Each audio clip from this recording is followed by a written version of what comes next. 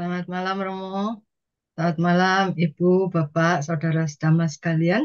Sungguh berbahagia kita masih bisa bertemu dan berkumpul dalam acara Dhamma Sakaca Online yang dibawakan oleh Dhamma Meta Jember hari ini dengan narasumber Pandita Muda Irwan Kurnia SE.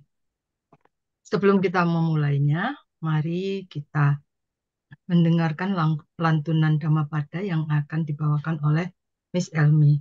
Pada Miss Elmi, silakan. Terima kasih, Rahman. Dhammapada bab 12 Attawagga. Atta nance piya janya raketa surakita tinang anyatara ya mang pati jage ya pandito ti yang artinya bila orang mencintai dirinya sendiri maka ia harus menjaga dirinya dengan baik. Orang bijaksana selalu waspada selama 3 masa dalam kehidupannya. Sadu, sadu, sadu. Terima kasih Miss Elmi. Nah, Ibu, Bapak, Saudara sedama sekalian, perkenalkan saya Hili dari Surabaya. Sebelum kita melanjutkan acara ini, marilah kita memberikan penghormatan awal kepada Sang Tiratana dengan membacakan nama Karapata. Arahang sama sambuddho bhagawa buddhang bhagawantang abhiwademi swakato bhagawata dhammo dhammang namasami Supatipanno bhagavato sawaka sangho sanghang namami.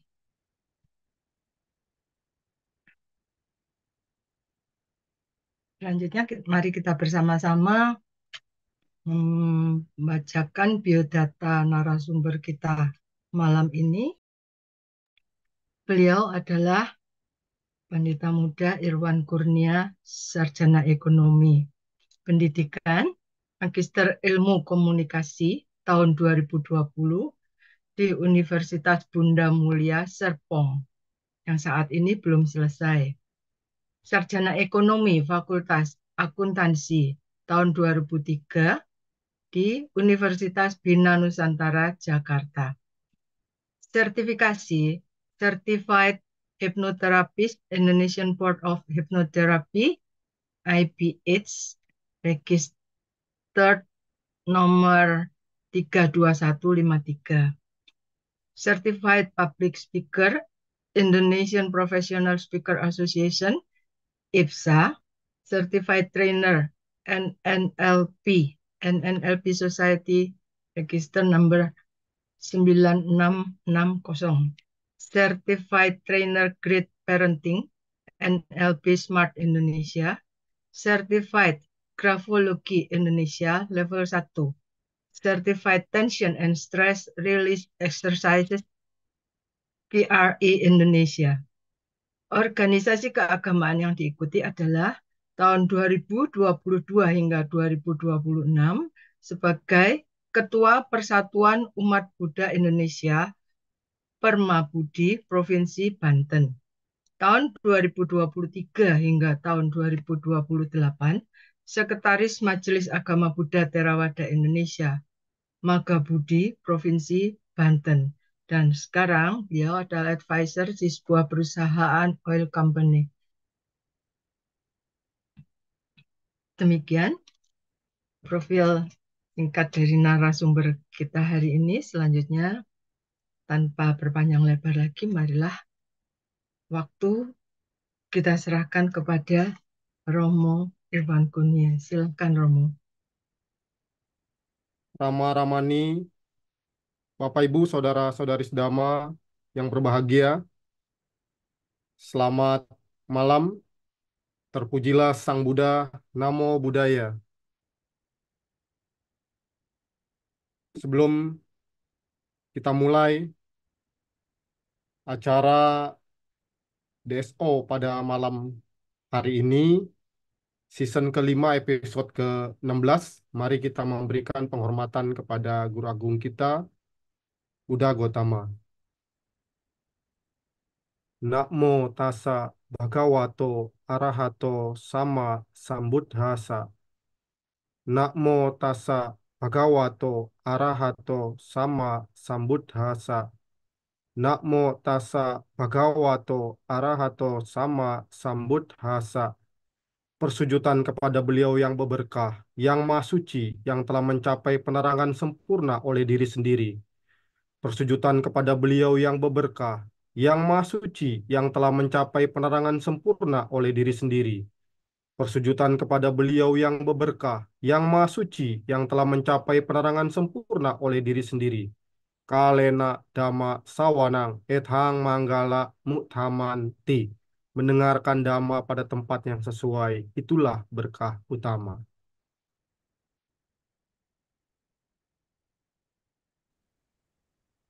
Bapak Ibu, Saudara-saudari sedama sekalian yang berbahagia, malam hari ini saya ingin menyampaikan materi Love Yourself yang tidak lain adalah mencintai diri sendiri.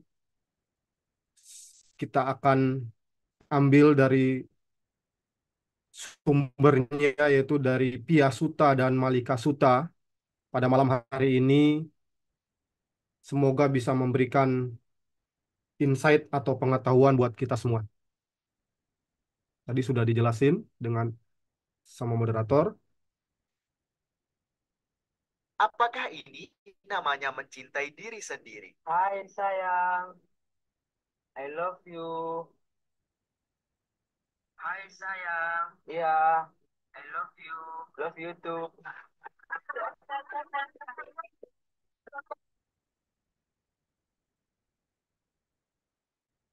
Bapak Ibu, saudara-saudari sedama sekalian, Bapak Ibu coba renungkan, lihat di screen ini ada 4 bidang. Di sini ada kubus, ada segitiga, ada lingkaran, dan persegi panjang.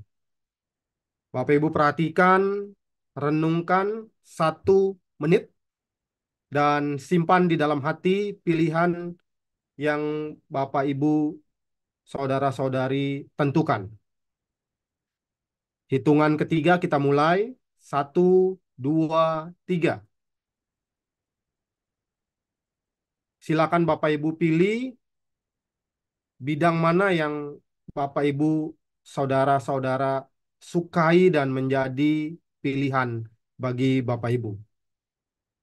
Hitungan ketiga, saya yakin Bapak Ibu sudah memilih.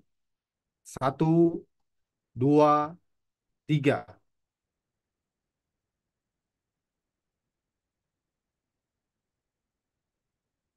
Bapak Ibu, kalau Bapak Ibu saudara-saudari memilih kubus, kurang lebih Bapak Ibu mempunyai sikap yang logis, rasional, dengan berpikir analitis, sistematis, terstruktur, dan perfeksionis mandiri.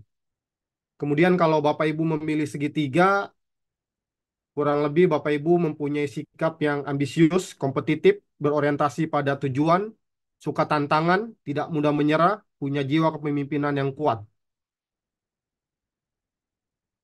Kalau Bapak Ibu memilih lingkaran,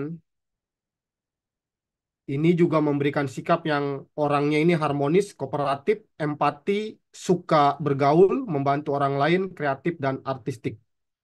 Dan kalau Bapak Ibu memilih persegi panjang, Bapak Ibu mempunyai sikap yang stabil, konsisten, dan dapat diandalkan, suka rutinitas, dan tidak suka perubahan. Nah, kira-kira Bapak Ibu eh, bidang apa tadi yang dipilih? Kurang lebih arahannya seperti ini. Bapak Ibu, saudara-saudari yang berbahagia, dalam Dhammapada 157 dikatakan, Atta nanca piang jana, rakea nang sura kinanti, tinang anatarang yamang, patiga gea pandito. Bila seseorang mencintai dirinya sendiri, maka ia harus menjaga dirinya dengan orang bijaksana, selalu waspada selama 3 masa dalam kehidupan. Yang dimaksud 3 masa ini artinya masa sebelum masa lampau, kemudian masa saat ini, dan masa yang akan datang. Bapak Ibu saudara-saudari sekalian, apa sih sebenarnya kata cinta itu atau arti dari cinta itu? Ada yang tahu Bapak Ibu? Saya yakin semua pasti tahu apa itu cinta. Bagi yang sudah menikah pasti merasakan yang namanya cinta. Dulu waktu zaman masih kecil atau muda ada yang namanya cinta monyet ya, ada yang namanya ya masih masih cinta-cintaan lah Bapak Ibu. Ada juga yang memplesetkan bahwa cinta itu cerita indah namun tiada akhir ya. Tapi sesungguhnya cinta itu juga semua orang punya Bapak Ibu. Cinta seorang orang tua kepada anaknya, cinta anak kepada orang tua. Kita ingat ketika kita masih kecil, ketika kita masih menjadi tanggungan orang tua, biasanya kalau orang tua itu makan, kalau orang tua itu kemana-mana, kita selalu diajak. Bahkan kalau makan, makanan misalnya tersisa satu atau harus salah satu tidak makan, pasti orang tua akan memberikan makanannya kepada anak. Itulah cinta yang sesungguhnya dimiliki oleh orang tua kepada anaknya.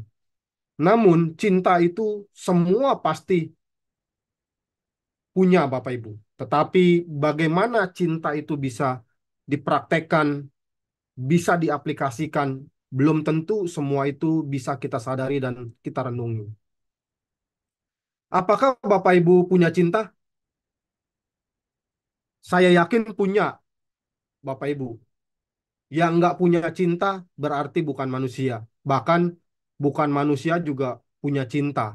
Cinta itu punya semua makhluk, makhluk apapun Bapak Ibu.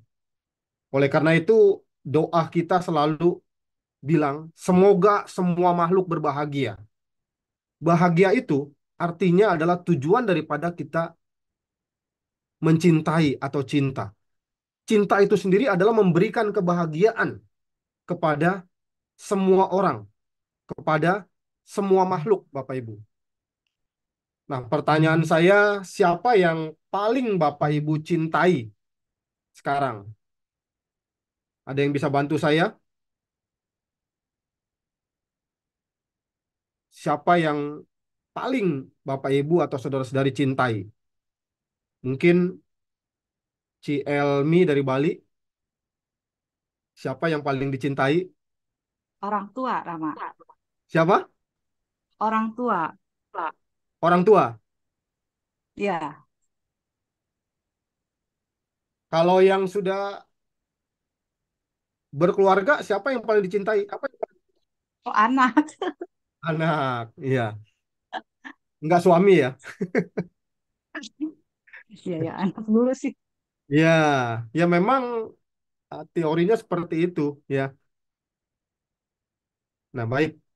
Bapak Ibu, kalau kita berbicara cinta, hewan saja bisa rukun dan saling mencintai, Bapak Ibu. Apalagi manusia, Bapak Ibu. Saya yakin semua pasti punya yang namanya rasa cinta. Nah, kita lihat, hewan saja punya rasa cinta, Bapak Ibu.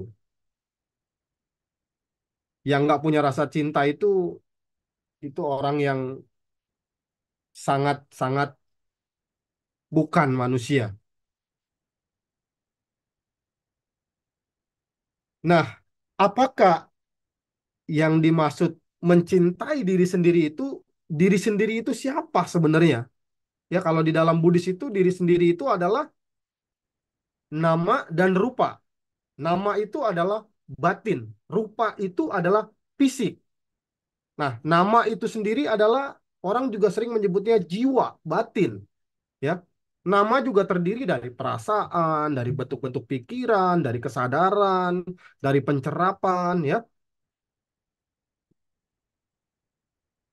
Bapak Ibu, saudara-saudari, saya ingin bertanya lagi, sudahkah yang hadir di Zoom meeting ini juga yang hadir di channel YouTube streaming Dhamma Meta Jember, apakah Bapak Ibu sudah mencintai diri sendiri? Cielmi, gimana? Kayaknya sudah ya. Yakin Gimana ya? ya? Yakin ya? Kayaknya yakin ya. Yakin ya? Nah, kebanyakan kita lupa loh. Kita membantu orang lain, mencintai suami, mencintai orang tua, mencintai anak, tapi kadang kita lupa mencintai diri kita sendiri. Siapa diri kita sendiri? Kita lihat video ini, Bapak Ibu.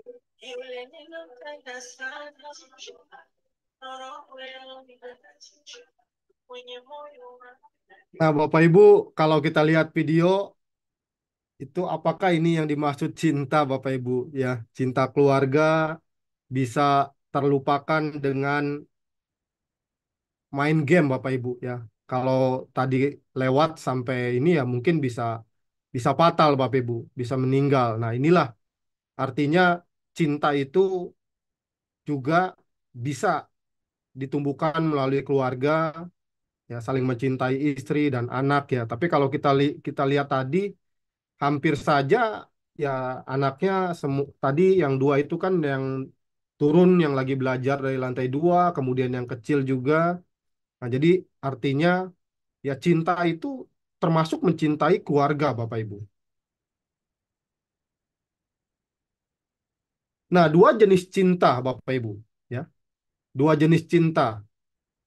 Di dalam Buddhis dikatakan dua jenis cinta itu ada satu cinta yang nafsu ragawi dan cinta yang bebas dari ragawi. Nah, kalau yang nafsu ragawi itu ini adalah yang diliputi oleh kekotoran batin Bapak Ibu, yang masih ada kilesa, yang masih kental dengan kebencian, dengan keserakahan dan kebodohan, ya. Kalau yang sudah bebas dari ragawi, yang sudah tanpa kebencian dan keserakahan, tanpa kebodohan, artinya cinta yang universal, Bapak Ibu. Kita ingat di zaman Sang Buddha itu ada seorang Crazy Rich dari Jambudipa, ya, tokoh yang berpengaruh, yang bergelimang harta, namun tetap rutin melakukan kebajikan yang besar dan bernilai, Bapak Ibu. Banyak menyokong Sang Buddha dan Sangga semasa hidupnya, mendirikan wihara di dalam kota untuk para bikuni, karena tidak aman jika bikuni tinggal di hutan. Nah, seorang raja yang paling banyak mendengarkan dhamma dari Sang Buddha, dia tidak lain adalah Raja Bimbisara, ya ada lagi Raja Pasenadi, ya. Dan juga ada seorang ratu yang bernama Malika. Dia selalu memikirkan apa yang bisa dipersembahkan kepada Buddha esok pagi, ya.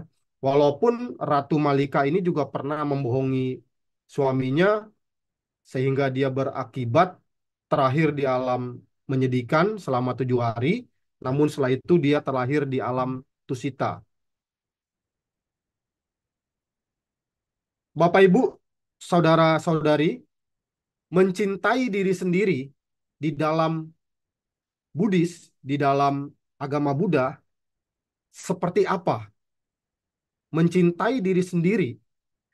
Kalau kita mencintai diri sendiri, maka kita menganggap diri kita itu sebagai kekasih, sebagai pasangan hidup, sebagai teman hidup.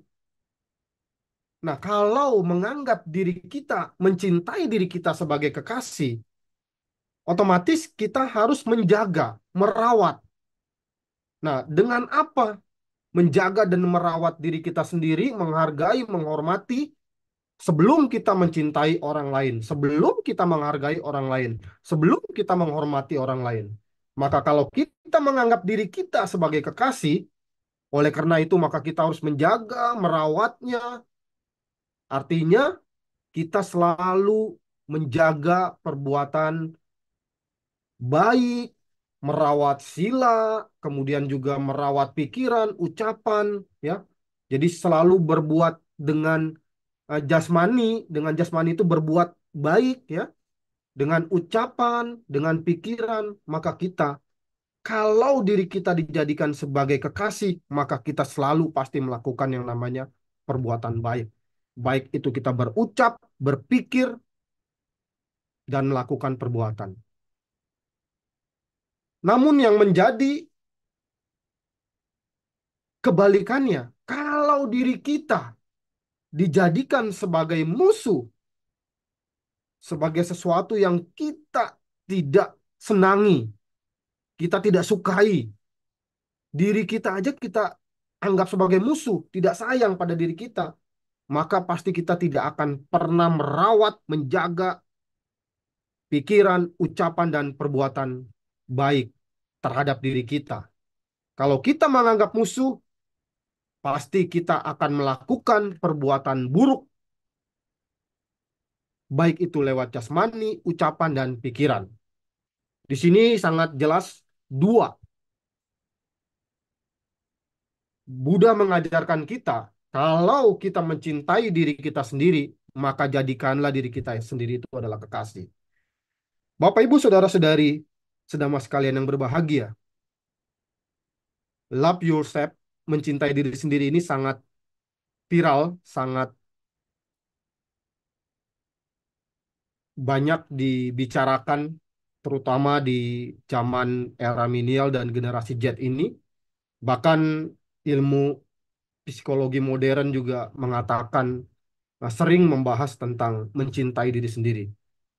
Kita harus bangga Bapak Ibu bahwa Sang Buddha sudah mengajarkan, sudah menjelaskan tentang mencintai diri sendiri itu di dalam Samyutta Nikaya Sutta Nipata 3.4, Kosala Samyutta di dalam Piya Sutta. Nah, Piya atau Pema itu adalah mencintai diri sendiri, yaitu Piya atau Pema, Bapak Ibu. Bapak Ibu, mencintai diri sendiri ini juga dijelaskan di dalam Samyutta Nikaya Sutta Nipata 3.8, di dalam Kosala Samyutta Malika Sutta. Di sini percakapan seorang raja dan ratu, yaitu Raja Pasenadi dan Ratu Malika. Kalau Bapak Ibu saudara-saudari perlu ketahui bahwa di India atau juga kita mengenalnya Jambudipa, itu ada 16 kerajaan Bapak Ibu. Ada 16 kerajaan dan ada 3 kerajaan yang besar, yaitu Raja Bimbisara, Raja Pasenadi, ya. Kemudian Raja Bimbisara juga punya anak, ya. Kemudian juga zaman Raja Asoka. Nah, di situ jadi ada 16 kerajaan. Nah, ada 3 sampai 5 kerajaan yang besar di India, Bapak Ibu. Nah, percakapan raja dan ratu di dalam Malika Sutta, Raja Pasenadi ini ketika dia bercakap dengan Ratu Malika, Raja Pasenadi berkata, "Adakah Malika seseorang yang lebih engkau sayangi daripada dirimu sendiri?" Kemudian Ratu Malika jawab, "Tidak ada, Baginda, orang yang lebih kusayangi daripada diriku sendiri." Raja Pasenadi kaget, ya. Raja Pasenadi pikir Raja Pasenadi atau Baginda yang paling disayangi, ya, sebagai suaminya. Ternyata jawabannya bukan, malah diriku sendiri atau Ratu Malika sendiri yang paling disayangi. Bagaimana dengan Bapak Ibu yang sudah berkeluarga atau suami istri ketika suaminya bertanya, "Istriku, apakah kamu mencintaiku atau ada yang paling kamu cintai?" "Oh, saya mencintai diri saya sendiri." Besok-besok nggak dikasih uang belanja Bapak Ibu, ya, sama suaminya. Bapak Ibu, kemudian Ratu Malika juga bertanya kepada Raja Pasenadi, "Tetapi, adakah Baginda orang yang lebih engkau sayangi daripada dirimu sendiri?" Kemudian Baginda sebenarnya dia menimpali, ya, karena dia heran dengan jawaban Ratu Malika yang pertama. Akhirnya Baginda menimpali, "Wah, kalau gitu saya jawab juga nih sama seperti tadi jawaban Ratu Malika." Raja Pasenadi menjawab, "Bagiku juga Malika, tidak ada orang yang lebih kucintai daripada diriku sendiri." Wah, akhirnya Raja menimpali jawaban Ratu. Kemudian Raja Pasenadi bingung dan merenung. Kalau begini, aku akan bertanya kepada guru yang sangat luar biasa. Aku akan bertanya kepada Sang Buddha. Bapak, Ibu, saudara-saudari, kemudian setelah bertemu Sang Buddha menjelaskan kepada Raja Pasenadi kira-kira seperti ini Bapak Ibu. Di dalam Samyutta Nikaya Sutta Nipata 3.4, Kosala Samyutta Piya Sutta. "Demikianlah Baginda, memang demikian Baginda." Sang Buddha mengulangi seluruh pernyataan Raja Pasenadi dan menambahkan syair-syair berikut.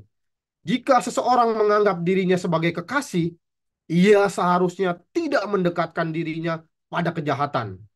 Karena kebahagiaan tidak mudah diperoleh oleh orang yang melakukan perbuatan buruk."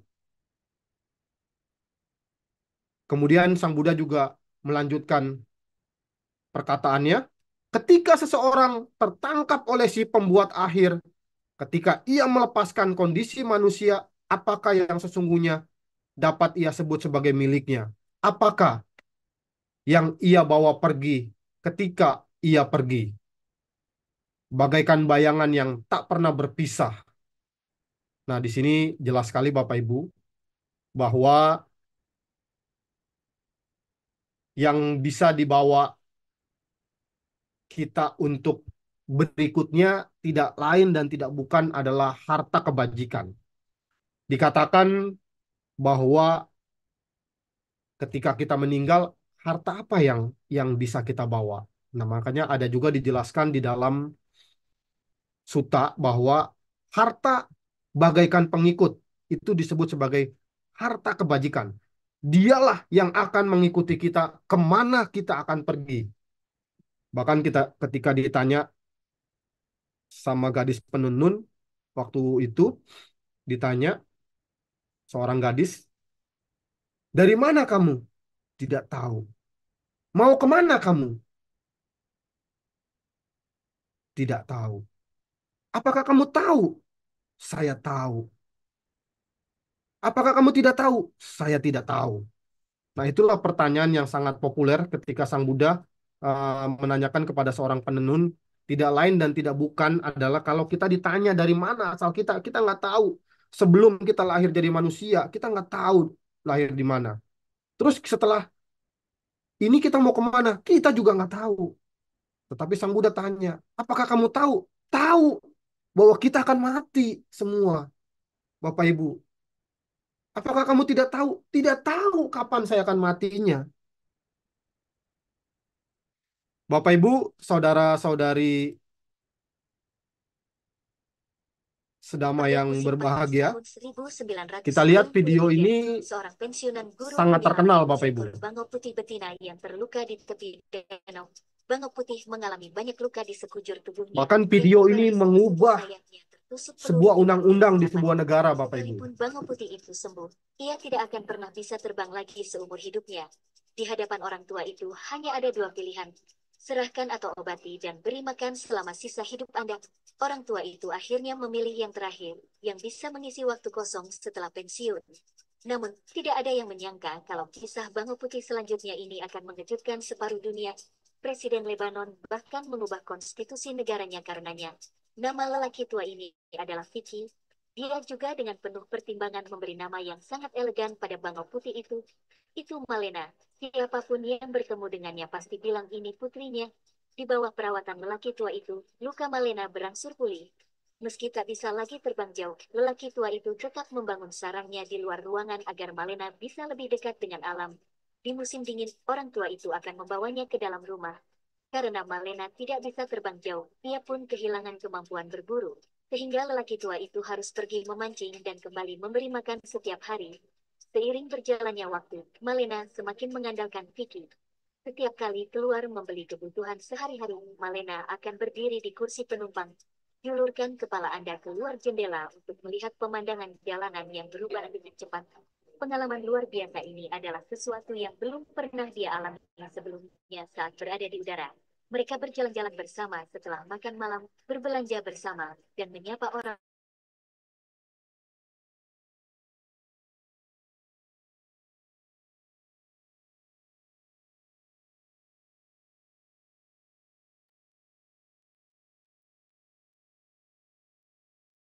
Suaranya hilang, Romo.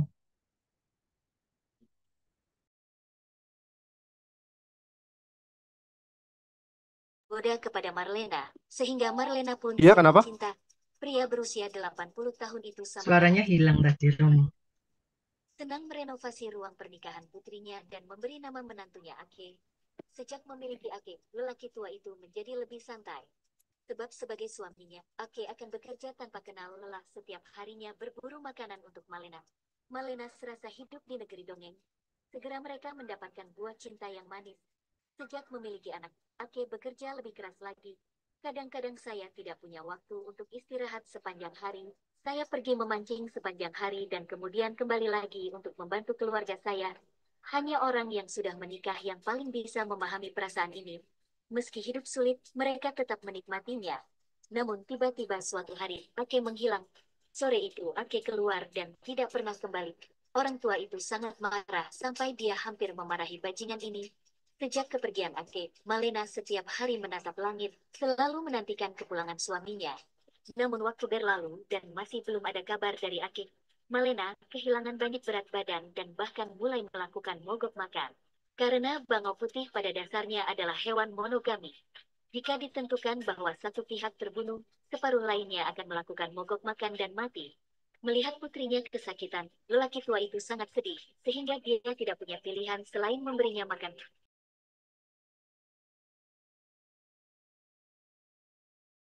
Dalam sekejap mata, musim semi datang tahun depan, Ake secara ajaib muncul kembali. Tanpa pertahanan apapun, ia tampak muncul begitu saja. Malena menangis bahagia dan hidupnya kembali normal. Ake masih pergi berburu setiap hari dan kembali membantu keluarganya. Barulah lelaki tua itu menyadari bahwa dia telah salah menyalahkan Ake. Ternyata Ake pergi karena naluri burung yang bermigrasi. Setiap musim dingin, mereka terbang bersama tim besar ke Afrika Selatan untuk melakukan pemanasan selama musim dingin. Pada bulan Maret setiap tahun, mereka akan melintasi seluruh Laut Afrika dan kembali ke Eropa. Setelah menempuh perjalanan ribuan mil ke Eropa untuk bertemu Malena secepatnya, Ake selalu menjadi orang pertama yang terbang pulang.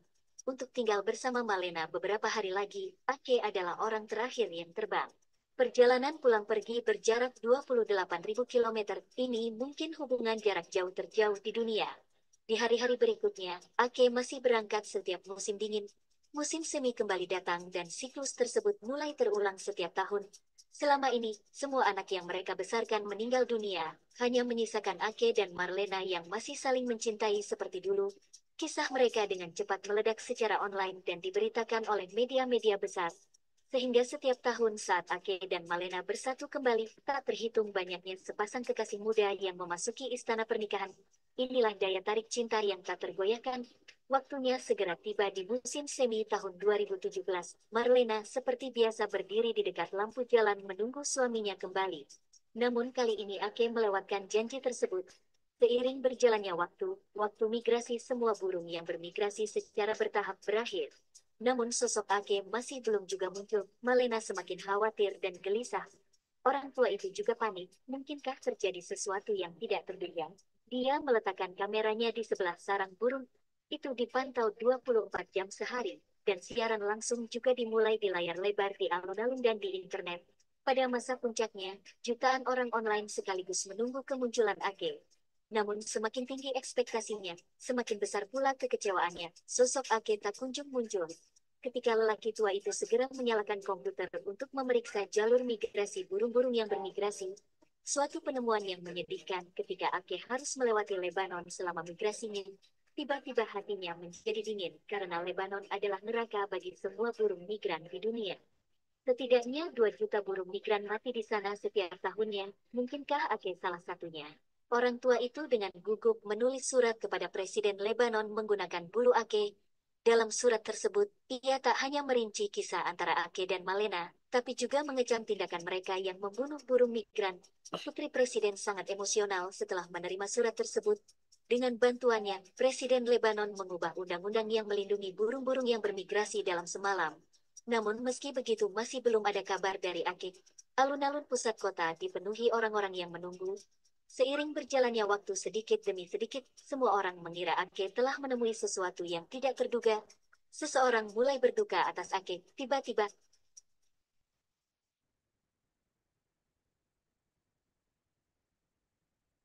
Ake membawa trauma ke layar. Ada sorakan nyaring. Semua orang saling berpelukan, air mata berlinang. Tidak ada yang tahu apa yang dialami Ake. Meski memar, dia benar-benar kembali. Apa sebenarnya arti cinta yang melampaui gunung dan lautan? Gunung atau lautan apapun bisa diratakan. Ini adalah kisah nyata.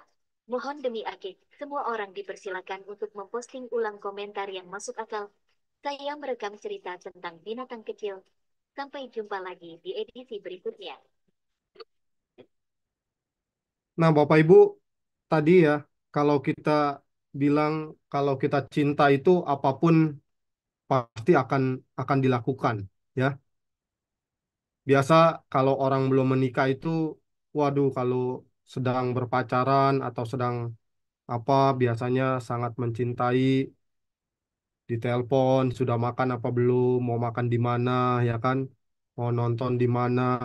Begitu menikah, Bapak Ibu, ya udah makan masing-masing ya, pesan saja di online atau misalnya kalau ada istilah yang populer itu kalau kesandung batu, biasanya kalau belum menikah, aduh kasihan diusap. Tapi kalau sudah berkeluarga, waduh matanya taruh di mana itu ya, batu besar itu aja nggak dilihat. Nah itulah Bapak Ibu, arti cinta itu memang sangat unik ya. Kita semua punya, tapi belum tentu semua itu bisa mencintai diri sendiri.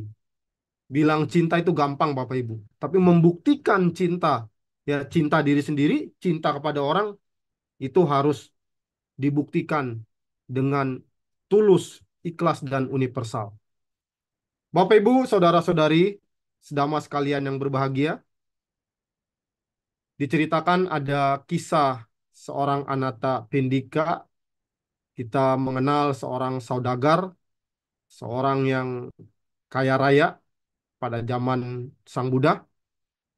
Beliau selalu menyokong, mendukung Sang Buddha tanpa henti, tanpa bosan, setiap hari.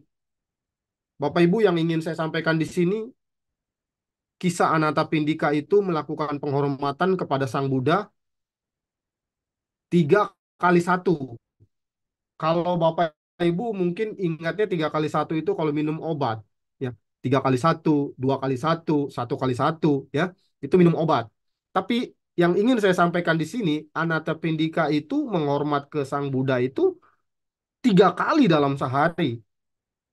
Pagi dia menyiapkan bubur nasi, Bapak Ibu. Bahkan bukan hanya untuk Sang Buddha, kepada ratusan biku, Bapak Ibu, kepada ratusan biku ya, kemudian kepada biku yang dirawat ya, kemudian biku yang sedang sakit tetap diberikan sama Anathapindika. Kemudian yang kedua, pada saat siang hari Anathapindika itu juga memberikan makanan yang pantas atau obat-obatan. Malam hari Anathapindika membawa bunga dan dupa. Nah inilah yang dimaksud, yang perlu kita praktekkan. Anathapindika itu cinta terhadap Dhamma, ya cinta terhadap pelestarian dan pengembangan Dhamma, hingga dia bisa melakukan penghormatan kepada Sang Buddha sampai 3 kali dalam satu hari. Yang ingin saya sampaikan, ini adalah cintanya kepada Dhamma, cintanya yang universal, ya artinya dia juga mencintai diri dia sendiri sehingga dia bisa mencintai orang lain. Kalau Bapak Ibu bilang, saya mencintai suami saya mencintai anak saya mencintai keluarga saya mencintai teman-teman dan kawan saya. Pertanyaannya, apakah Bapak Ibu mencintai diri sendiri? Belum tentu, Bapak Ibu. Nah, Bapak Ibu, di dalam Seplok dipengaruhi oleh 4 aspek. Yang pertama, itu adalah self-awareness. Itu adalah kesadaran diri, Bapak Ibu. Mengenal diri sendiri itu adalah langkah yang awal untuk bisa menemukan dan mengembangkan self-love, Bapak Ibu. Kemudian yang kedua, itu adalah self-worth. Itu harga diri, Bapak Ibu. Akan hadir ketika seseorang sudah menyadari bahwa dia tidak perlu mengikuti standar penilaian orang lain. Karena dia sudah mengetahui apa yang menjadi standar untuk dirinya sendiri. Kemudian yang ketiga adalah self-esteem. Itu adalah confident, kepercayaan diri, Bapak Ibu. Tidak membandingkan dirinya dengan orang lain, Bapak Ibu. Menjadi dirinya sendiri, Bapak Ibu. Dan yang keempat adalah self-care, kepedulian diri. Seseorang yang punya cinta, dia pasti mempunyai kepedulian diri yang sangat tinggi. Ya, dia bisa menyeimbangkan hidupnya dengan memenuhi kebutuhan hidupnya dan mempertahankan hidupnya. Dia bisa hidup sederhana. Ini menurut ilmu psikologi modern. Bapak Ibu, saudara-saudari sekalian yang berbahagia, Sang Buddha membabarkan syair 119 dan 120 yang berbunyi seperti ini, Bapak Ibu. Pembuat kejahatan hanya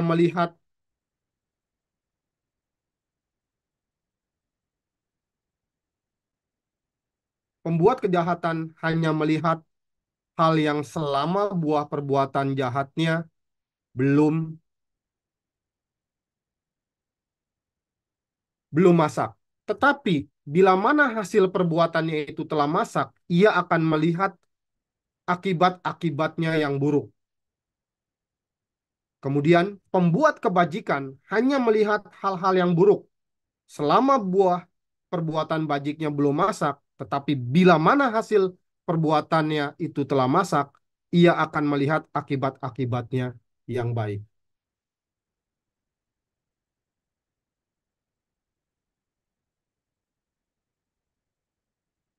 Bapak Ibu, saudara-saudari sekalian yang berbahagia, kalau saya bertanya, selama satu hari, satu malam, kita punya waktu 24 jam. Kira-kira kita pakai buat apa yang paling banyak, Bapak Ibu? Celmi, buat apa yang paling banyak? Bu Hili Chandra, buat apa yang paling banyak? Urusan di rumah, Romo, karena saya kan sudah di rumah Ya, saja sekarang. urusan di rumah. Yang paling banyak kita pakai itu adalah 8 jam untuk tidur, Bapak Ibu. Ya, untuk tidur itu 8 jam. Itu sudah dibuang dalam satu hari, satu malam, Bapak Ibu. Kemudian 8 jam lagi dipakai untuk bekerja. Nah, seperti yang dikatakan tadi Bu Hili, benar. Sebagai ibu rumah tangga, pasti akan bekerja, merawat di rumah, merapikan atau membersihkan kegiatan-kegiatan di rumah.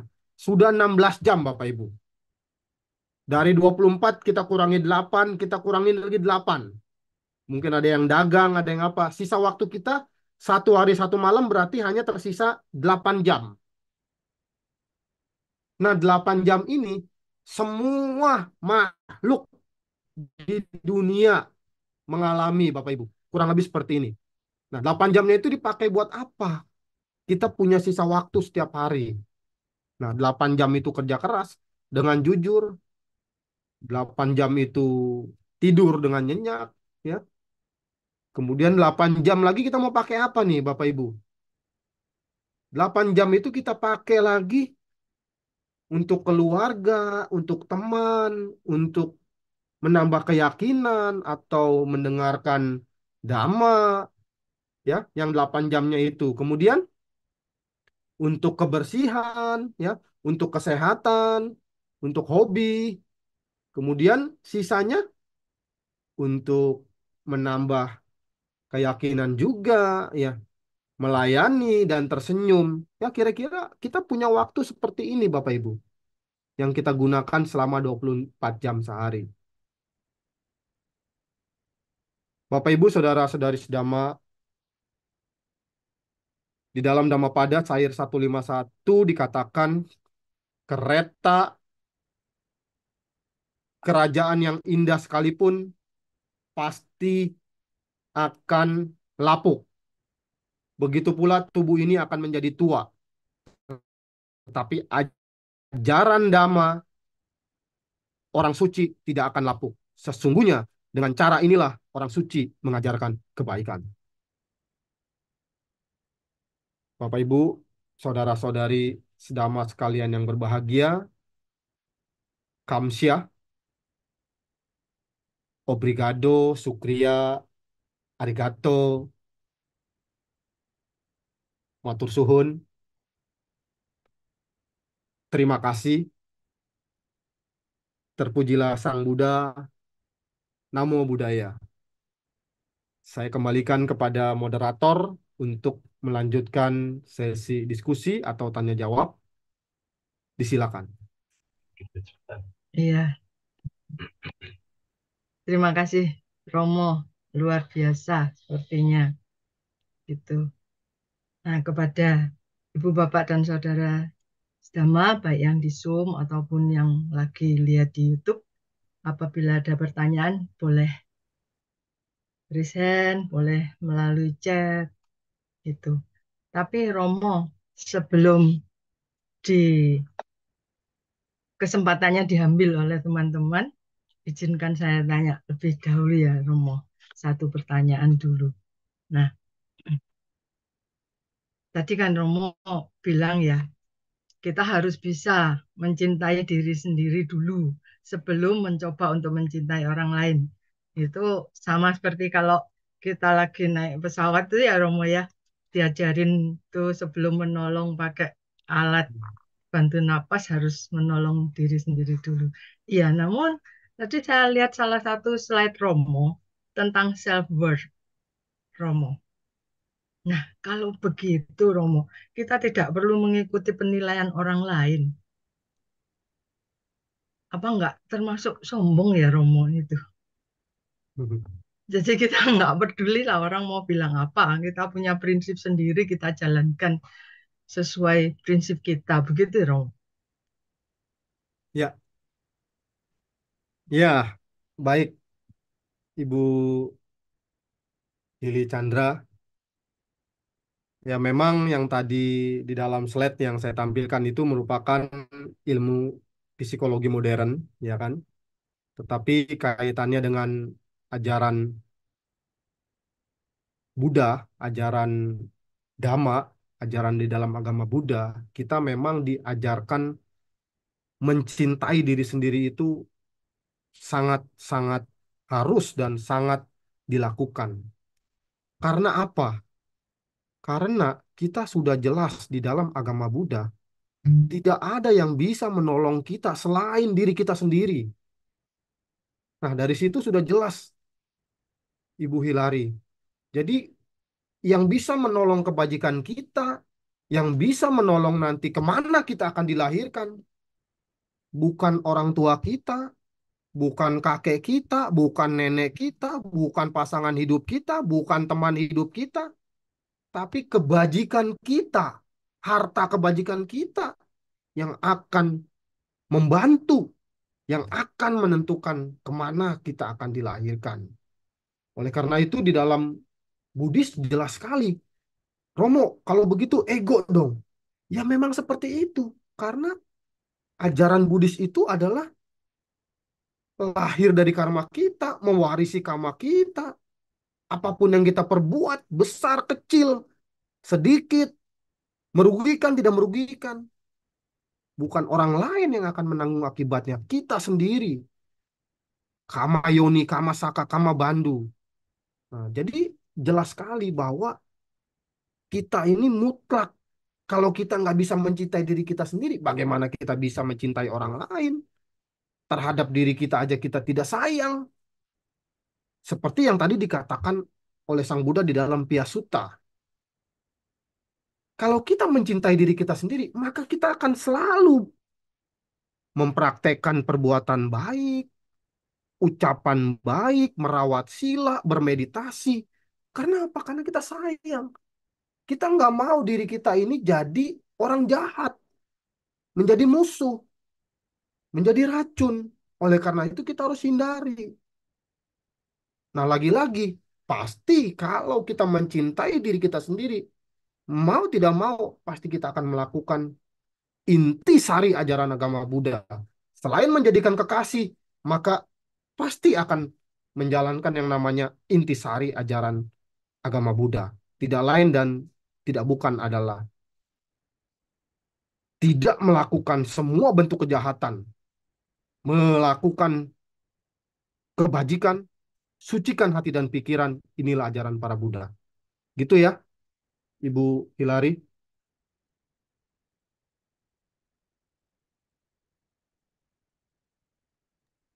Iya, baik Romo. Berarti tidak perlu mengikuti penilaian orang lain itu dalam arti karena yang kita lakukan kita yakini sesuai dengan kebajikan-kebajikan. Begitu ya Betul. Romo ya. Ya. Iya, iya baik. Terima kasih, Memang Romo. lihat sekilas egois, tapi ya harus lakukan seperti itu. Iya, yang penting tidak melanggar kaidah-kaidah umum, kaidah-kaidah kebajikan sesuai Dhamma gitu ya, Romo. Nah, dan satu lagi yang sangat populer, Sang Buddha pernah mengatakan di dalam Metta Sutta, apapun yang penting jangan mengharap orang lain celaka. Yang penting itu. Jangan merugikan, jangan karena marah dan benci mengharap orang lain celaka atau nyumpah-nyumpahin. Ya, kita ketika kita sakit hati dimarahin orang, ini luar biasanya agama Buddha. Memang agak kalau yang bilang kalau tidak yakin dan tidak kuat untuk menjalani agama Buddha itu kan agak sulit. Sampai ditanya katanya kalau zaman Sang Buddha aja, kalau mau masuk agama Buddha, ada satu jenderal dan satu itu diceritakan seorang biku yang bernama Upali, ya, karena dia termasyur dan seorang jenderal juga termasyur, namanya Jenderal Siha. Sang Buddha berkali-kali tanya, kamu yakin mau masuk agama Buddha?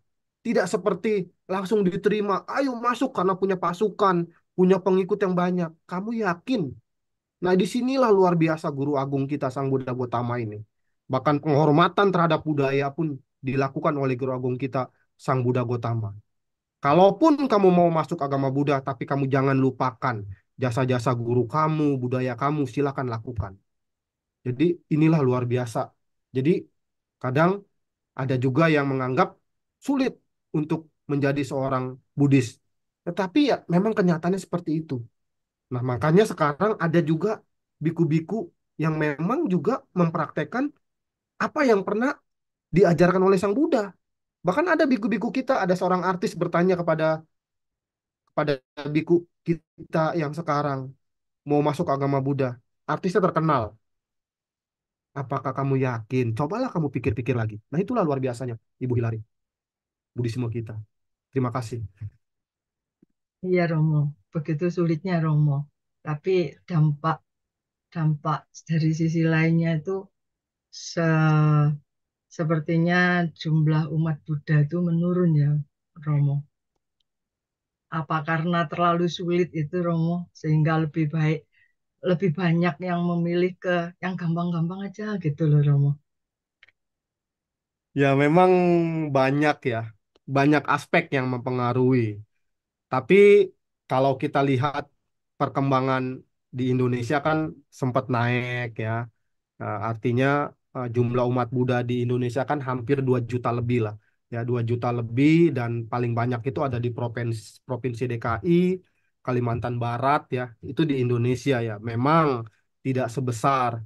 Tapi menurut penelitian VEW ya, di situ memang dikatakan bahwa umat Buddha itu akan stagnan, tapi memang banyak berbagai aspek ya. Lagi-lagi, tapi tetap Dhamma itu akan tetap abadi. Tadi seperti dikatakan dalam Dhammapada tidak akan lapuk, karena dikatakan juga oleh Sang Buddha, Dhamma itu kalau kita mau sulit untuk kita pelajari, bahkan kita nih harus menyelam ke dalam dasar samudra kalau mau belajar dhamma itu. Kita nih mungkin hanya kulitnya aja. Begitu kita nyelam aja itu masih sulit mempelajari dhamma. Itulah Sang Buddha sampai gambarkan begitu dalamnya kita, begitu sulitnya harus mempelajari dhamma. Hingga Sang Buddha tuh pernah loh, Ibu Hirali, pernah nggak mau ngajarin kepada umat manusia.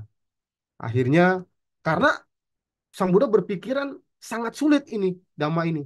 Tapi akhirnya karena berkat Brahma Sampati akhirnya diajarkanlah kepada umat di dunia, kepada para dewa dan manusia. Begitu ya, Ibu Hilari. Hilit, Romo. Iya. Baik, Romo. Ini selanjutnya ada pertanyaan ini, Romo. Apakah beda kasih dan cinta? Tadi sepertinya sudah agak Romo singgung sedikit ya. Ini ada pertanyaan, apakah beda kasih dan cinta? Lalu apakah beda cinta umum dengan cinta kasih, Romo? Itu pertanyaannya. Baik, Yang pertama bedanya kasih dan cinta. Yang pasti bedanya tulisannya ya. Hmm. Ya, kasih.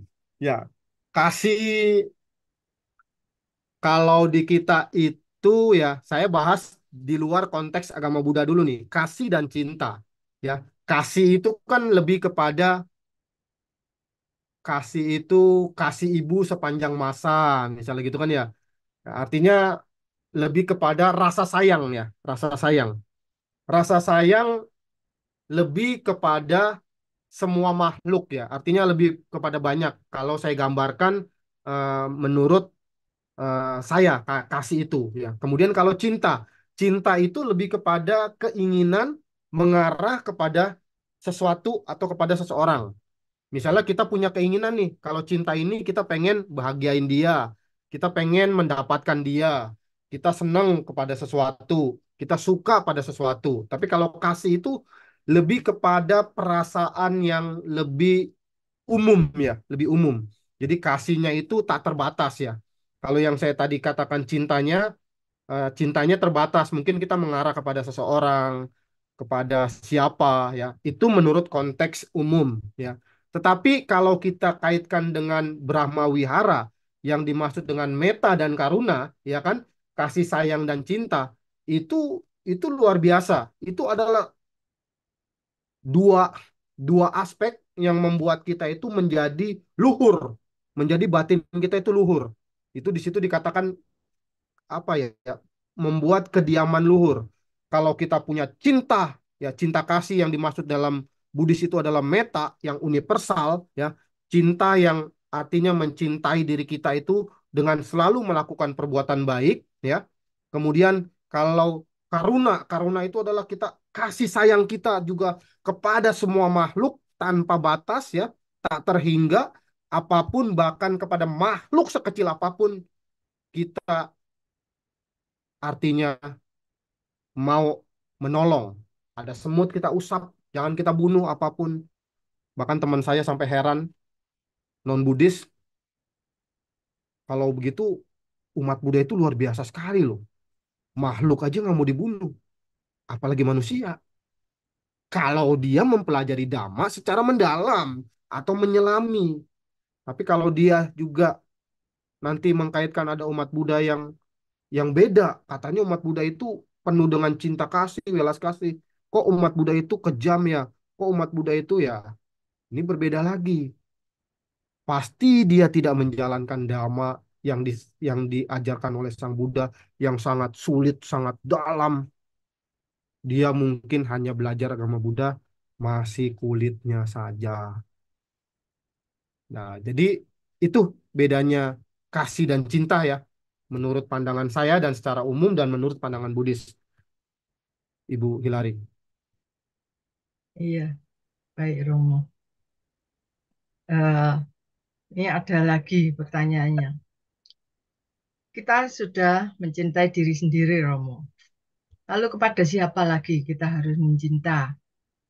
Gitu. Karena kalau cuma mencintai untuk diri sendiri itu kan namanya egois tadi.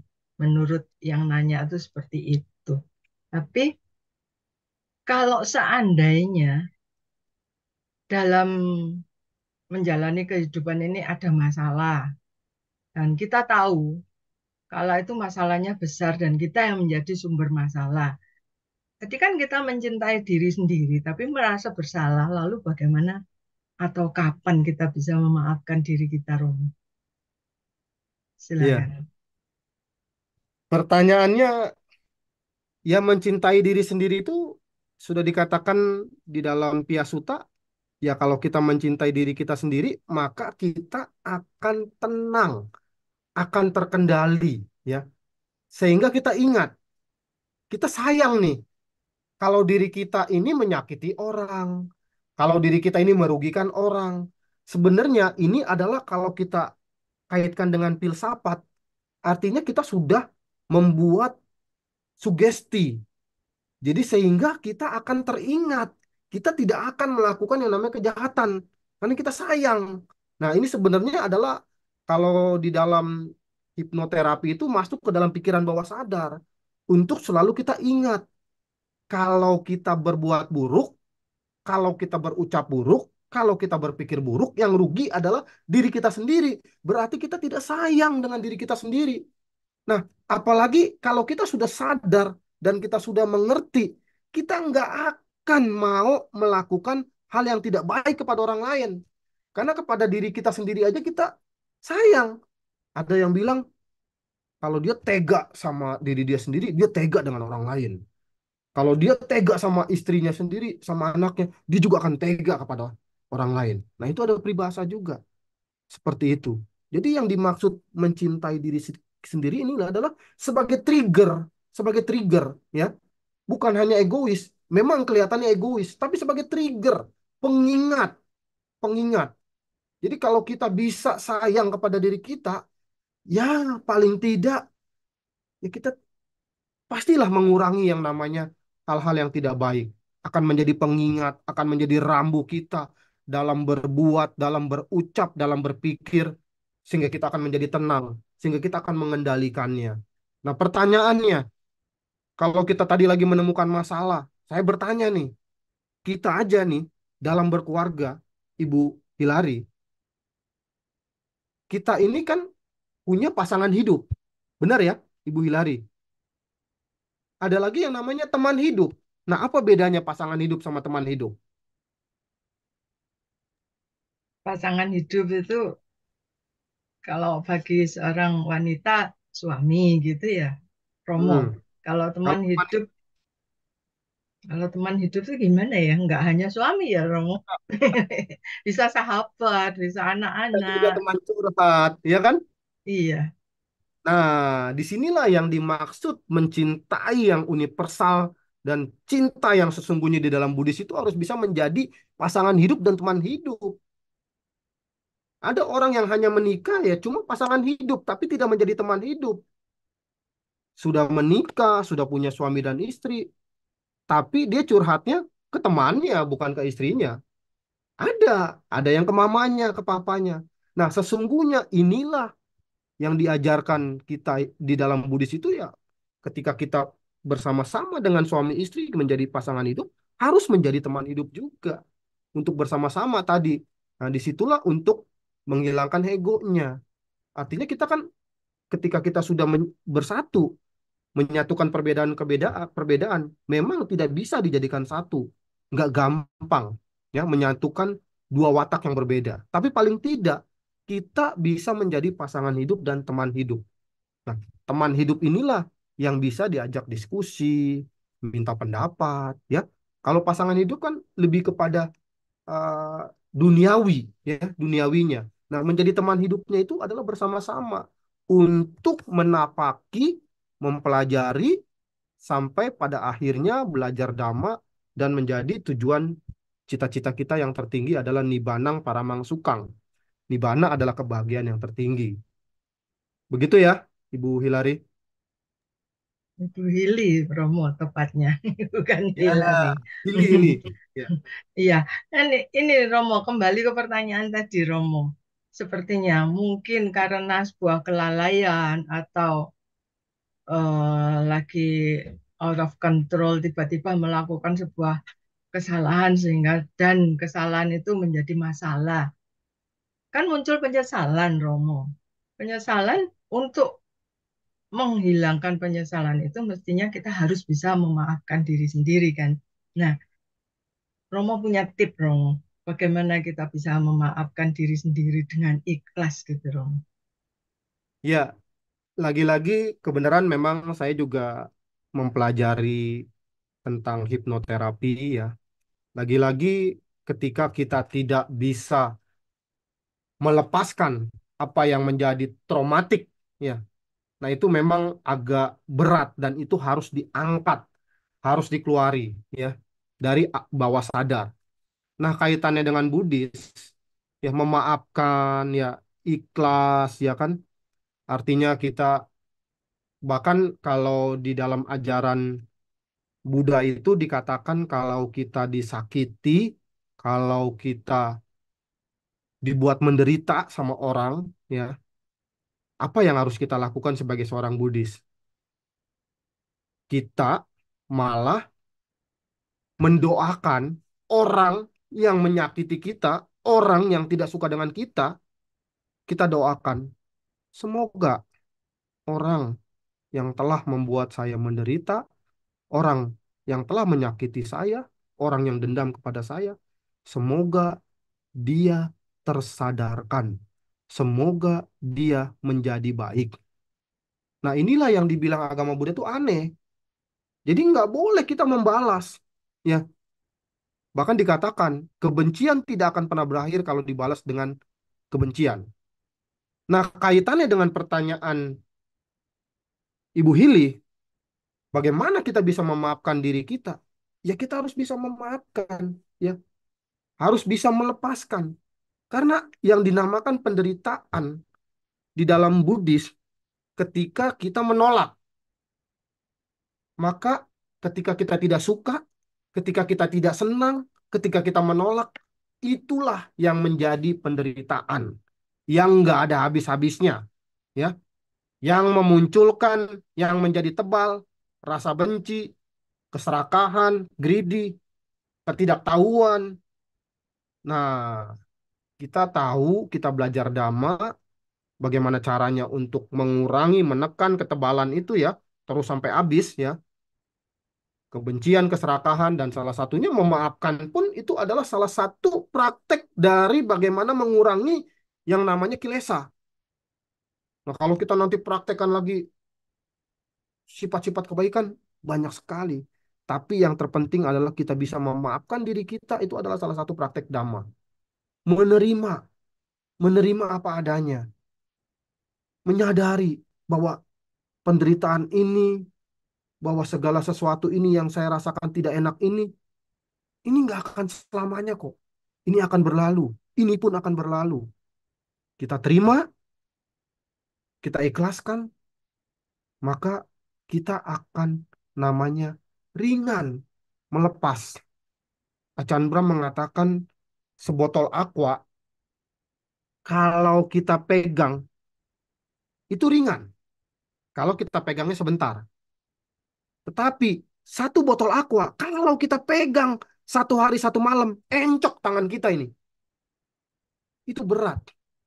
Nah, di dalam ajaran Buddha, selain kita juga harus memaafkan, itu salah satu perbuatan dana juga namanya. Abaya dana, memaafkan, salah satu praktek kebajikan. Banyak lagi lah yang praktek-praktek kebajikan yang lainnya. Jadi kita harus menerima. Kalau kita menerima, kalau kita bisa menyadari, maka ringan. Maka hidup ini adalah ya saat ini. Saat ini kita sedang apa? Saat ini kita jadi siapa? Ya kita harus bersyukur. Hiduplah di saat ini. Itulah yang dibilang hidup berkesadaran penuh. Hidup dengan mindfulness. Jangan sesali yang masa lalu. Sudahlah, itu sudah berlalu. Walaupun hanya 1 menit, walaupun hanya 1 detik, 1 detik sudah lewat. Jangan khawatirkan masa depan. Belum terjadi. Apapun bisa terjadi. Segala sesuatu itu adalah tidak pasti. Ingat pesan terakhir daripada Sang Buddha. Wayo Dhamma Sangkara, apa madena sampadeta. Berjuanglah dengan penuh kesadaran. Dengan sungguh-sungguh. Karena hidup ini tidak pasti. Jadi kita harus bisa sebagai umat Buddha memaafkan diri kita, menerima. Ya kalau kita tidak bisa menerima, ya kita belum mempraktekkan yang namanya ajaran Buddha. Bapak, Ibu, Saudara-saudari sedama, seseorang sebelum menjadi Buddha, seseorang menjadi Bodhisattva, berapa ribu kelahiran dia, ketika dia harus mengorbankan badan apa tubuhnya, ya, untuk makhluk lain, bahkan harus dikorbankan. Wah, itu luar biasa Bapak Ibu, kelahiran yang berkali-kali. Nah, kita dicoba untuk memaafkan diri kita sendiri saja. Saat ini, detik ini, itu harus dilakukan. Begitu, Ibu Hili. Iya, baik. Terima kasih Romo. Semoga menjawab untuk yang bertanya. Ini masih ada pertanyaan lanjutan lagi, Romo. Ini bagaimana agar kita agar kita hidup seimbang, tidak hanya sesuai psikologi, tetapi juga sesuai dhamma. Seperti tadi, mungkin apakah ini termasuk seperti yang sudah Romo jelaskan tadi ya, Romo?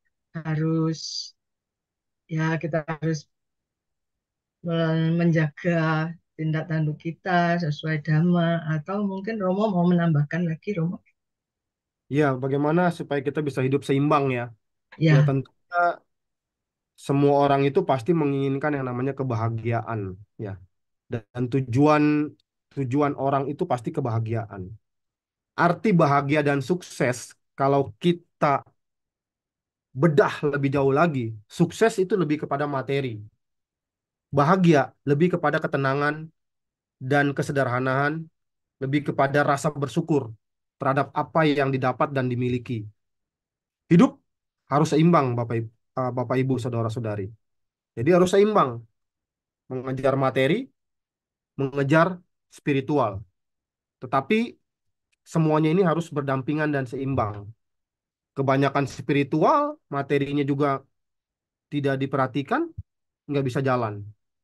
Ya, kebanyakan cari materi, spiritualnya tidak diperhatikan, ini juga akan menjadi kejam.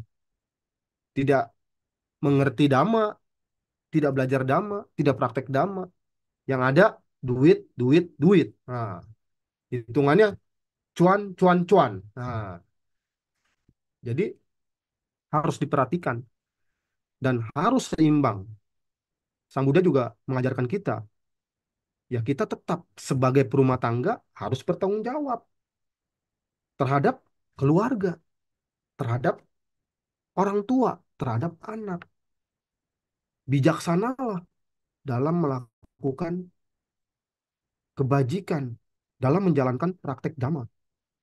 Tetapi kalau kita mau benar-benar mengikis kilesa kita, ya kita harus benar-benar menjalankannya itu ya salah satunya dengan mempraktekkan kebajikan. Karena kebajikan itu yang diajarkan oleh Sang Buddha itu harus diulang, diulang terus, berkali-kali diulang-ulang.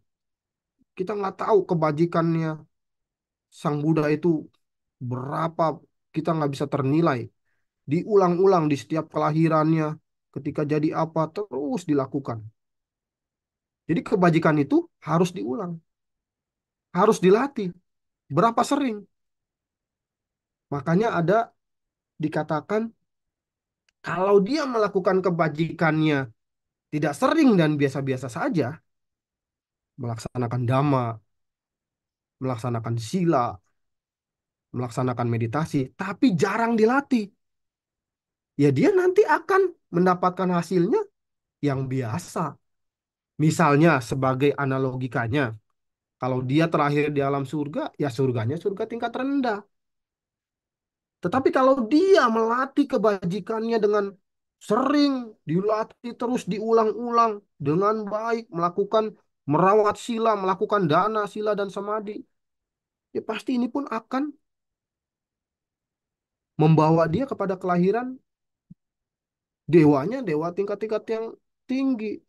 Tetapi di dalam Buddhis, saya tekankan, tujuan kita bukan terakhir di alam surga, di alam dewa. Tujuan kita adalah keluar dari 31 alam kehidupan. Kita punya 4 alam menyedihkan apa ya, di atas itu adalah alam manusia. Itu kita sendiri sekarang. Sesulit terlahir sebagai seorang manusia, dikatakan seperti kura-kura yang ada di dasar laut, dia akan masuk ke dalam sebuah papan, kemudian ada lubang, nah kepalanya itu harus masuk selama 100 tahun sekali. Nah di situ dikatakan begitu sulitnya terlahir sebagai manusia.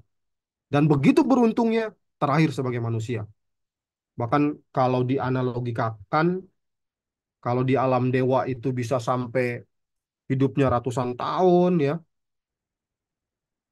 Dewa itu sempat Artinya kalau dianalogikan, ya manusia padahal hidup cuma 1 hari 1 malam. Kalau dibandingkan dengan alam dewa, ya sudah dikasih hidup 1 hari 1 malam aja masih tidak mau berbuat baik. Mau kemana kita? Jadi tetap hidup itu harus seimbang di dalam agama Buddha. Kita punya yang namanya kebijaksanaan. Kita punya yang namanya meta. Kita punya yang namanya sila dan bahwana. Ya, jadi tetap kita harus seimbang, harus selaras. Ya, artinya spiritual harus maju, materi harus maju, karena semuanya ini saling berkaitan. Dan ujungnya, ketika kita sudah menyadari, kita sudah bersyukur, maka tujuan akhir kita akan kita akhiri adalah tentunya dengan mempraktekkan Arya Atangika Magga atau the middle of way, yang tentunya akan membawa kita keluar dari roda samsara, yang akan membawa kita keluar dari 31 alam kehidupan, yang bisa melenyapkan loba, dosa, dan moha, kebencian, keserakahan, dan ketidaktahuan. Tidak lain dan tidak bukan, tujuan kita adalah Nibanang Paramang Sukang. Hidup lagi-lagi harus seimbang. Karena kalau tidak, sebagai perumah tangga, kita tidak bisa. Karena kita sebagai perumah tangga tetap harus menyeimbangkan yang namanya materi dan spiritualitas. Sehingga kalau materinya berkembang, spiritualitasnya juga berkembang, mengerti Dhamma, mempraktekkan Dhamma, maka akan menjadi bahagia. Tapi lagi-lagi kebahagiaan itu relatif. Ada orang yang punya materinya sedikit, dia bahagia. Ada orang yang punya materinya banyak, dia tidak bahagia. Ada pernah bertanya kepada saya, Romo, dia orangnya biasa-biasa aja loh. Kerjanya juga santai, nggak terlalu keras. Tapi rezekinya itu nggak habis-habis mengalirnya. Ada yang bertanya begitu juga. Ada yang bekerjanya maksimal, kerja keras, hasilnya maksimal, wajar. Ada yang bekerjanya maksimal, hasilnya biasa-biasa aja. Ada yang sedikit bekerjanya, hasilnya maksimal. Kalau saya menjawab di dalam ajaran Buddha, ini adalah salah satu pubeca kata punyata. Itu adalah simpanan jasa kebajikannya di masa lampau. Kalau ada yang orang biasa-biasa aja, tetapi itu dia cuma sebentar aja bisa dapat banyak gitu.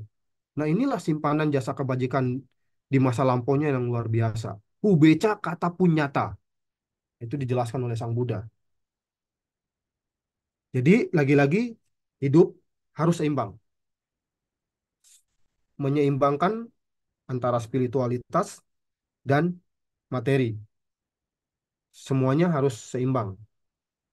Ya, karena spiritualitas inilah akan mengendalikan materi, akan mendidik, mengajarkan kita bagaimana caranya menggunakan materi.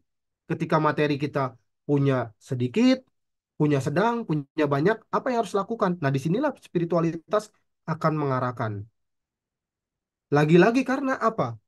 Buddha mengajarkan kita juga bagaimana cara menggunakan penghasilan dan harta kekayaan kita dengan baik dan benar sesuai dengan ajaran Sang Buddha. Diajarkan juga di dalam sutta. Jadi artinya apa? Itu saling melengkapi. Begitu ya, Ibu Hili, Chandra. Iya, baik. Terima kasih, Romo. Ini ada satu pertanyaan dari YouTube yang masuk, Romo. Pertanyaan dari Saudara Andrew Yugianto. Namo Buddhaya, Romo.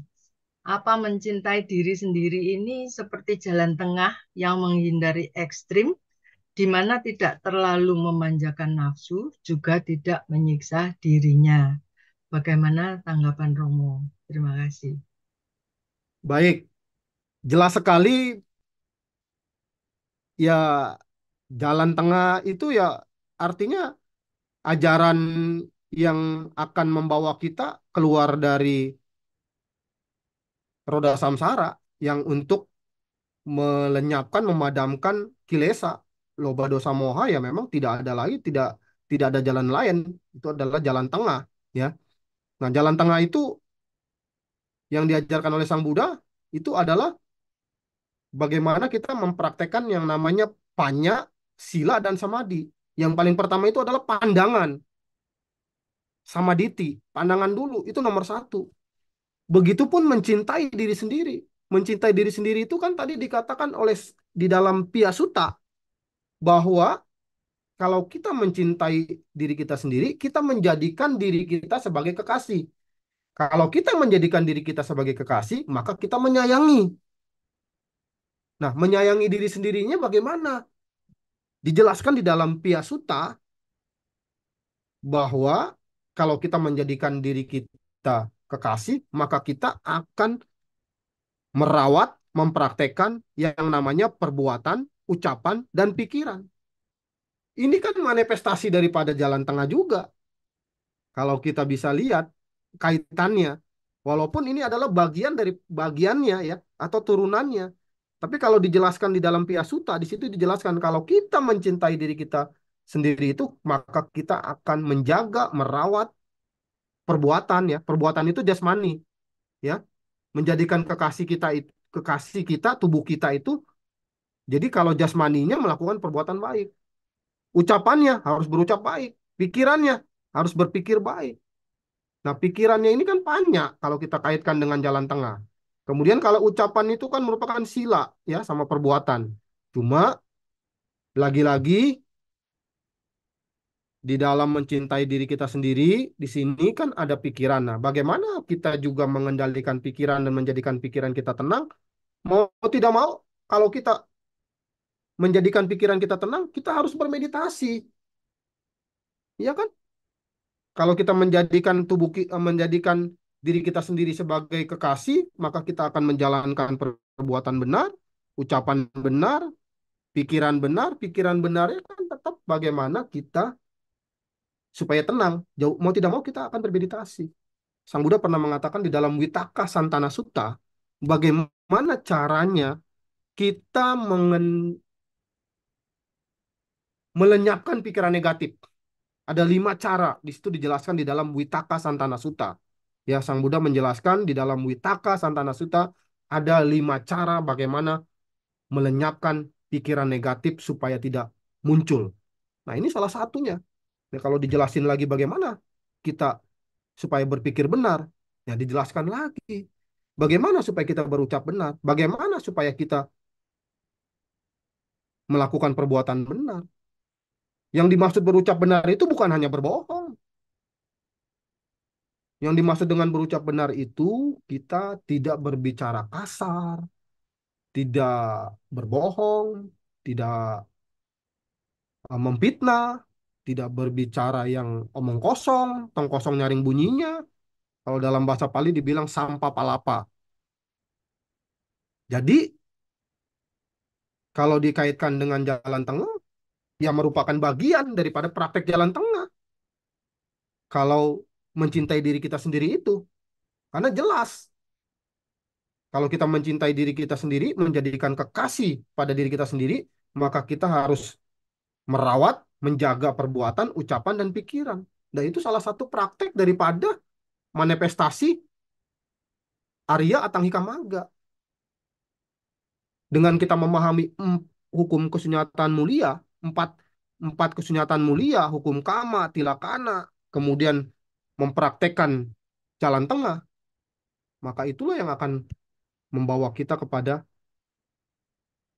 kebahagiaan atau tujuan akhir kita sebagai umat Buddha, yaitu adalah mencapai nibbana.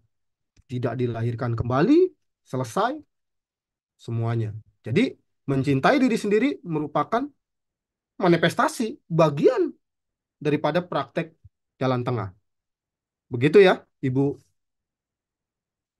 Ya, ini. baik. Terima kasih Romo. Semoga menjawab pertanyaan dari Saudara Andrew ini tadi. Nah, ini ada satu pertanyaan Romo yang menarik juga Romo. bagaimana jika kita sebagai anak di posisi yang keluarga broken home, Romo? Bisa kadang muncul pikiran membenci orang tua kan. Terus apa yang bisa kita lakukan untuk masa depan agar tidak terulang? Begitu Romo pertanyaannya. Baik, bagaimana kita sebagai anak yang broken home tidak membenci orang tua kita ya, gitu ya. Nah, untuk masa depan. Lagi-lagi ketika kita merasakan ketidaknyamanan, ketika kita merasakan ketidakenakan, ketidaknyamanan, penderitaan, kesusahan, Buddhis mengajarkan kita untuk tidak mengkambing hitamkan orang lain, untuk tidak menyalahkan orang lain. Bahkan di dalam beberapa sutta dikatakan ketika kita mengalami sebuah penderitaan, menerima perasaan yang tidak enak, tidak nyaman, justru inilah yang sulit dan harus dilakukan oleh umat Buddha, bahwa kita harus menyadari saat ini ketika karma buruk kita, ya, atau kita merasa susah, broken home, orang tua semua, ya, berarti di sini bukannya kita rugi, kita tetap untung. Artinya apa? Sudah berkurang. Karma buruk kita sudah berkurang. Kita nggak bilang rugi ya, tetap untung. Ya, jadi sudah berkurang, berkurang, berkurang. Kita sadari, oh berarti ya sudahlah, karma buruk kita, karma buruk saya sudah berkurang saat ini. Semoga berikutnya, ke depannya bisa lebih baik. Ya, malah bukan lagi-lagi kita tidak bisa membenci, apalagi memarahi. Ya, orang disakiti aja, orang dibuat menderita aja, disakiti dengan penuh, ya dengan kejam, dengan apa? Tetap kita tidak diajarkan untuk membalas. Kita tetap diajarkan mendoakan orang yang membuat kita sakit dan orang yang membuat kita menderita. Semoga dia tersadarkan sehingga dia tidak menyakiti orang lain lagi. Karena di dalam agama itu berhenti, selesai. Ya, tidak ada yang namanya kebencian itu dibalas dengan kebencian. Dan kita sebagai umat Buddha itu lagi-lagi tidak ada sekecil pun mengharap merugikan orang lain celaka, apalagi nyumpah-nyumpahin. Ada kan istilahnya kadang kita kalau disakiti sampai kita sumpahin apa. Nggak manjur itu sumpahnya. Ya. Jadi kita harus doakan. Apalagi kita sebagai yang broken home. Orang tua kita juga nggak mau seperti itu. Tetapi itu merupakan sebuah kenyataan yang harus diterima. Bahwa sudah masak, karmanya sudah berbuah saat itu, dan harus mengalami, ya harus menerima. Itu sebuah perasaan yang tidak nyaman, sebuah perasaan yang sangat menderita. Tetapi harus kita terima, harus kita ikhlaskan. Dengan apa? Ya dengan perasaan menerima. Bukan dengan perasaan menolak, bukan dengan perasaan membenci, bukan dengan perasaan memarahi orang tua. Tidak. Lagi-lagi, itulah praktek yang sangat sulit dilakukan. Tetapi harus dipraktekkan. Karena lagi-lagi, dhamma itu sulit. Ya sulit, sesulit itu. Ketika kita bisa menerima sebuah kenyataan, sebuah perasaan yang sulit diterima. Tetapi kita bisa menerima. Itulah yang dibilang sulit sekali kita belajar dhamma. Jadi kita harus bisa menerima. Sesulit itulah. Ketika kita bisa menerima, disitulah kita bisa belajar dhamma. Tapi maaf Romo, Jadi, ya, kalau kasus broken home-nya itu Romo, sampai ke tingkat perceraian dari orang tua kita gitu ya Romo. Lalu yang menjalani ini anak ini tahu ada kesalahan besar yang telah dilakukan oleh salah satu pihak orang tua itu sehingga perceraian itu harus terjadi. Apakah sebagai anak itu ya kita tuh hanya menerima, biarkan menjadi urusan orang tua saja. Begitu Romo, apa nggak ada yang bisa kita lakukan sebagai anak-anak Romo? Ya, baik. Sebagai anak pasti tentunya dia berusaha ingin tidak orang tuanya itu berpisah, pasti berjuang ya kan? Bagaimana caranya? Tetapi ketika perjuangan itu sudah selesai, apalagi dibawa ke ranah apa namanya meja hijau, ya kan? Itu pasti kan akan selesai. Saya ada satu kasus, ada kebenaran ini kisah nyata. Teman saya, mereka suami istri berpisah, tapi anaknya ini yang mungkin ya dia berbicara kepada saya. Orang tua ini non-Buddhis. Sampai pada satu ketika dia menyakiti orang tuanya. Sebenarnya yang tadi dikatakan sama Bu Hili, sebenarnya anak itu nggak usah ikut campur, ya kan nggak ada urusannya, ya kan? Ini harusnya adalah orang tua. Anak itu tidak ada apa peribahasanya bekas anak, mantan anak, ya kan? Nah, tetapi kalau istri kan ada mantan istri, mantan suami, bekas istri, bekas suami, ya kan? Kalau anak sejauh mungkin bagaimana kita bisa memberikan pandangan. Kalau itu sudah terjadi, tentunya anak itu tetap harus menghormati dan menghargai keputusan orang tua. Walaupun itu sulit sebenarnya. Itu adalah keputusan yang sangat sulit yang diambil sama orang tua. Saya yakin dari lubuk hati yang paling dalam, orang tua pun pasti nggak mau. Tetapi sudah tidak bisa lagi. Ya, artinya kalau sudah begitu kan tetap harus menerima daripada menderita dan perasaan. Ya, sehingga akhirnya dia juga nanti tidak bisa berbuat baik. Ya, lebih baik itu sudah yang terburuk yang sudah tidak bisa dapat dipertahankan lagi. Ya, jadi tetap anak itu harus menghormati dan menghargai orang tua. Karena apa? Karena Buddha juga mengajarkan kepada kita bahwa sebagai anak di dalam Sigala Sutta, kita tetap apapun yang terjadi sama orang tua kita tetap bahwa kita ada di dunia ini karena mereka. Jadi kita tidak boleh juga melupakan. Bahkan dikatakan ya di dalam ajaran Buddha, bakti kita kepada orang tua, walaupun kita gendong orang tua kita selama 100 tahun di pundak kita, itu nggak akan bisa membalas jasa budi baik orang tua. Tetapi apa yang bisa membalas? Kalau kita bisa memberikan pengertian, ngajarin dhamma, wah itu luar biasa kepada orang tua. Mungkin dulu dia nggak pernah ke wihara, jadi mau belajar dhamma. Itu luar biasa.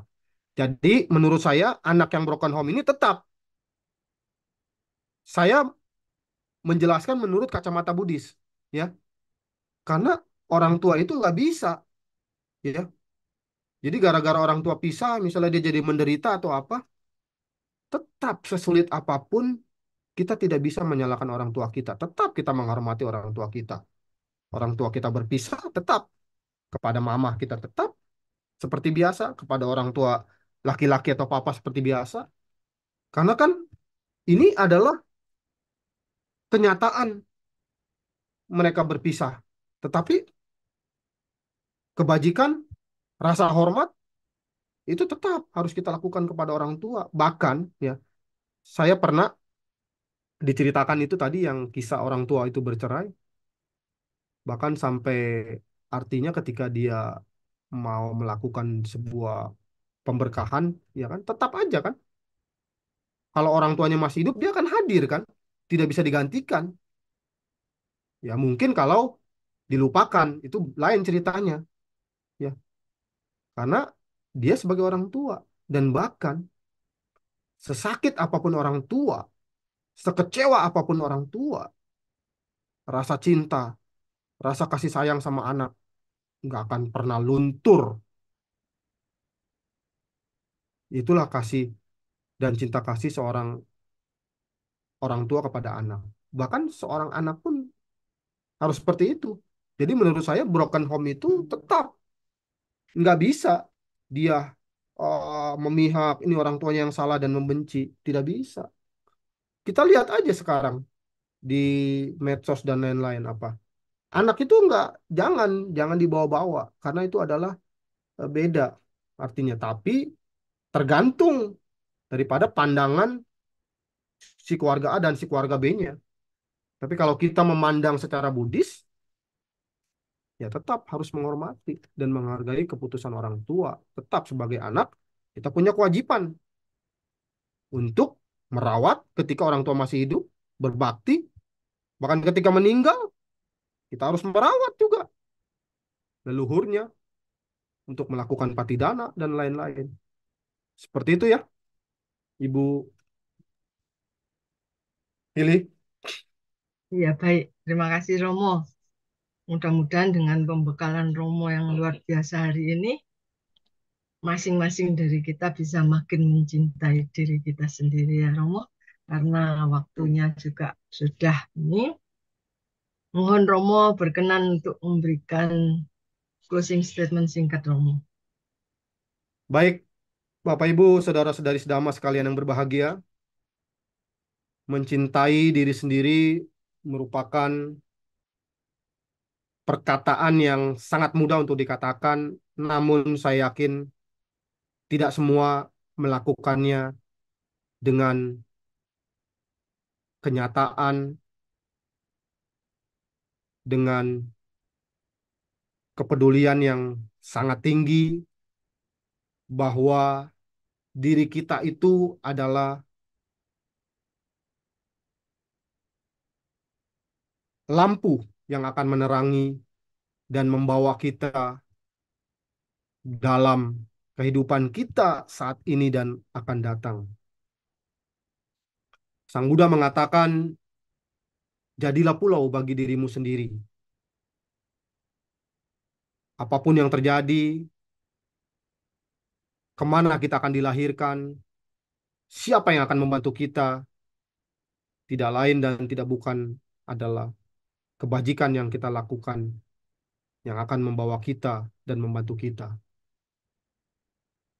Sang Buddha mengatakan, harta bagaikan pengikut, tidak lain dan tidak bukan, itu adalah harta kebajikan. Sekecil apapun perbaikan yang kita lakukan, jangan meremehkan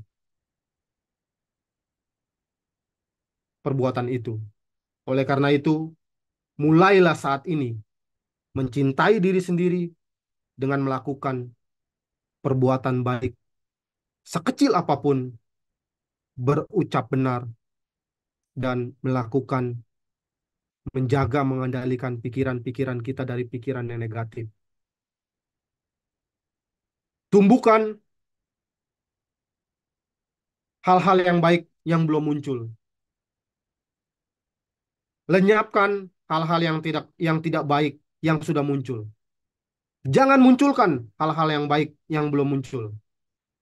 Kembangkan, tambah terus, ulangi, ulangi, ulangi kebajikan yang telah muncul. Lakukan, lakukan, dan lakukan. Terima kasih. Selamat malam. Semoga sharing Dhamma pada malam hari ini bermanfaat untuk kita semua. Semoga kita selalu bahagia, damai, tentram, dan tentunya semoga kita bisa mengendalikan pikiran, ucapan kita dalam melakukan kegiatan sehari-hari. Terpujilah Sang Buddha, Namo Buddhaya. Aduh, namo buddhaya Romo.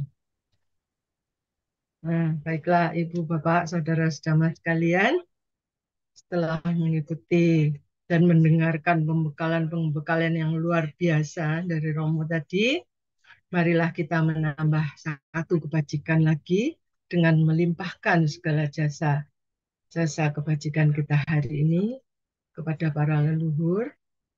Untuk operator tolong di share ya, dan mohon Romo berkenan memimpin kami membacakan Patidana Romo.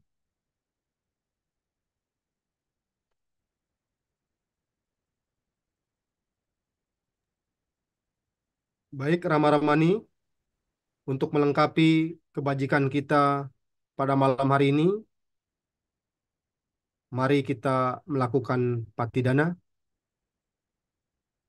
Punya sidani katasa nyananani katani me te sanca bagino hontu satanan ta pamanaka ye pia gunawan taca maihang mata pita dayo ditame capia ditawa anye majata werino sata titanti lokasming te buma catuyo nika panceka catuwo kara samsaranta bawa bawe natang ye pati dan name anumo dantu te sayang ye cimang napa jananti dewa te sang niwe dayung maya dinana punya nanang anumo dana hetuna sabbe sata sada hontu awera suka jiwino kemapa dan capa pontu te sasa si jatang suba. Satu, satu, satu. Baiklah Romo, Ibu, Bapak, dan Saudara sedama sekalian, marilah kita bersama-sama kembali memberikan penghormatan kepada Sang Tiratana dengan membacakan nama Karabati.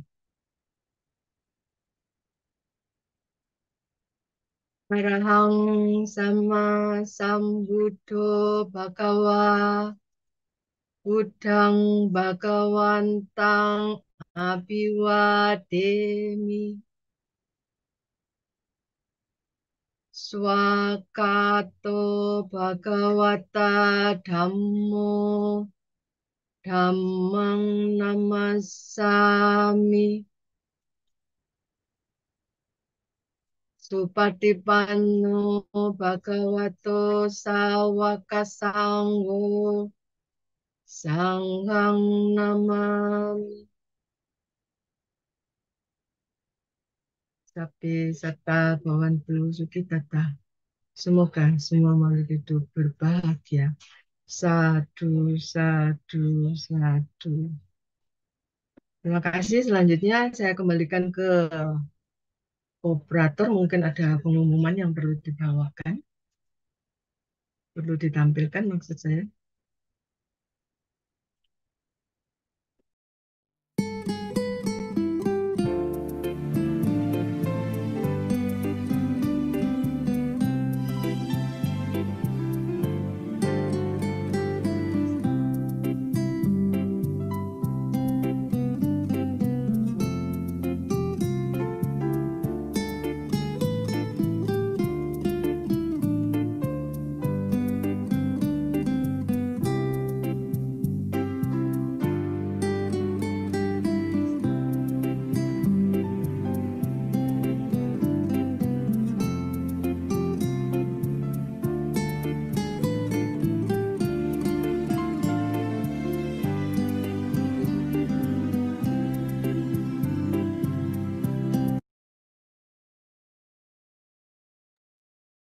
Baiklah, sekali lagi terima kasih kepada Romo, Iwan, dan kepada Ibu, Bapak, Saudara-saudara sekalian yang telah mengikuti acara ini hingga selesai.